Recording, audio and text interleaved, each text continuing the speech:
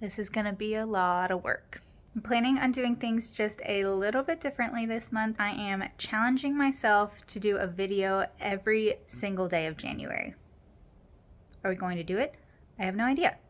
Now in this month-long challenge that I'm going to be doing, it is going to be much more vlog style, much more casual. I'm just going to have you guys follow me around as I go through what I go through during this month. But I will try and keep these videos entertaining for you, try and share new information about antique booths as we go throughout this month of videos. Over the past year of owning my booth, I've done better and better at making sales, at pulling in product that really follows my theme and that people are choosing to pick up. I feel like I've really found a good rhythm that has been successful for me, but I've gotten to a point where I feel like I'm being limited by the booth space that I have. I love the location of the booth inside Grit and Grace because when you first come into the doors and you walk to your right, it is in that first row. And I feel like that does a lot for getting me sales because people are seeing my booth before they're seeing a lot of other things.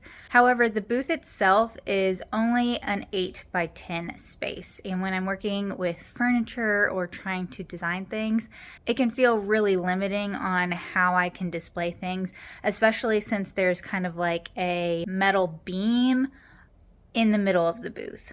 I just got done watching Vlogmas from Amanda's Mercantile, and if you've never watched her videos and you're an antique booth owner, or if you just like antiques in general, she's definitely a channel you should go watch.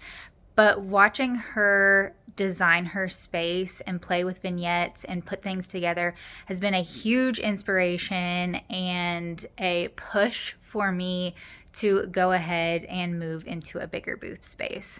I let the owners of my antique mall know about 2 months ago that, hey, I'm going to be looking to move into a bigger booth space if you have one come available.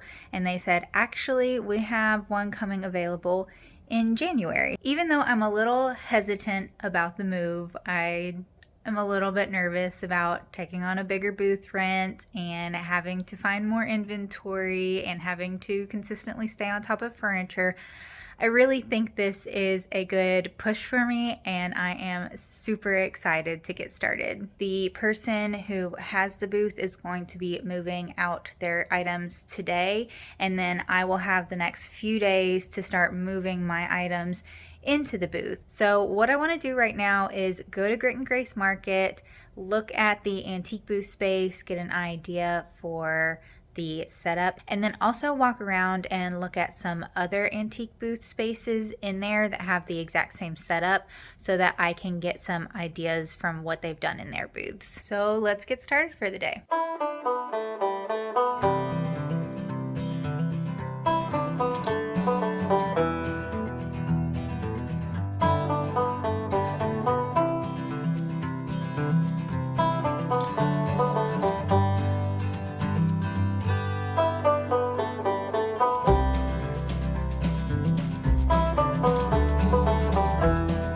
As you can see, the booth is fairly empty after Christmas. I had a piece of furniture here that sold pretty early on, but I already knew that I was getting the new booth space at that point and didn't really feel like loading things back into this booth, so then I would have to move them over to the new booth. I figured I would just wait a little bit, let things settle down, and then we could move into the new booth space. So I am super sad to see this one go, but I think our new booth space is going to be super awesome. So from this booth space, if we come out to the back row, that way it goes back to the front, and then we take a left, it'll take us to the new booth.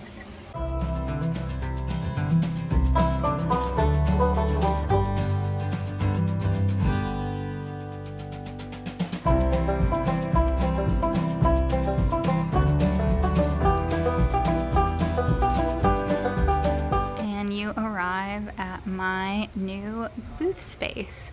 The layout is going to require some creativity because On this wall, this is the back wall kind of Grit and Grace Market, and although I can utilize this wall like she has here, I cannot paint it, so it's not like I can completely customize this section. The next thing we're going to have to deal with is this back wall. So it's brick on the edges here, and then like a little 3 or 4 foot brick section on the bottom with windows above it.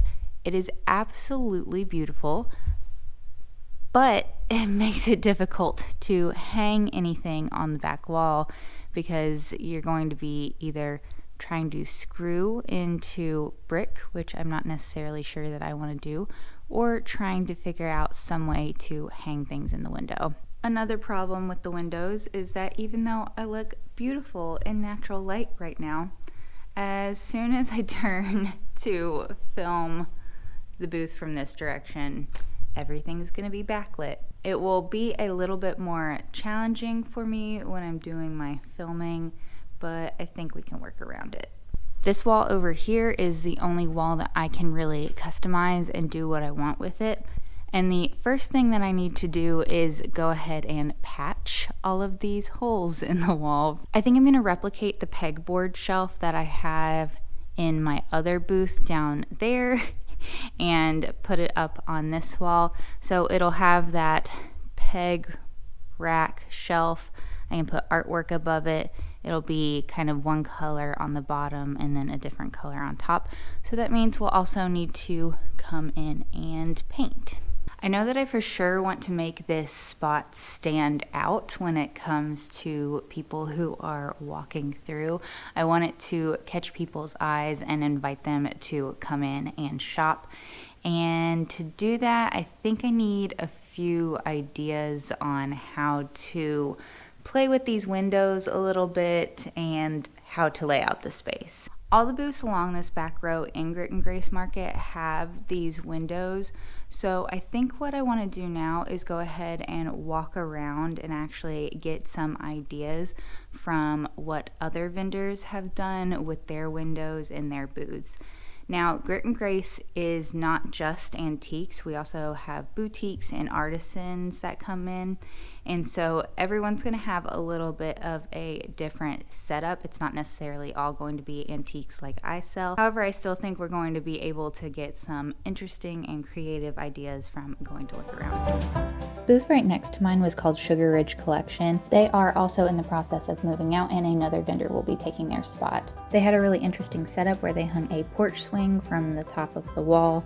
And one thing I've always really enjoyed about their booth is the faux fireplace that they did. They blocked one of the windows and then used that as like the chimney of the fireplace. It made a really great setup for staging, and I think that's something that we could incorporate into my booth. The next booth is called Two Chicks with a Habit, and they sell antiques like I do. They utilize a lot of shelf storage so that they can get a lot of product into their booth, but my favorite thing is this island they've created in the middle. It really invites people to walk in and look around.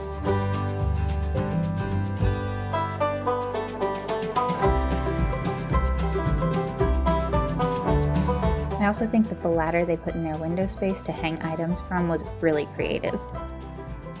This section here is one booth, but they've split their booth into 2 different sections or businesses.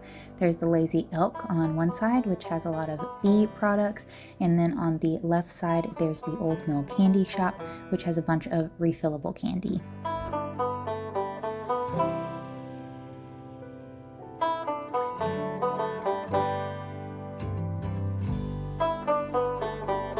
I like the idea of sectioning your space into different zones, and I think that could be applied to a home decor booth. They also use a lot of shelving space to make sure they have a lot of different products, and they all correspond to each other in some way, so customers usually come out with multiple items.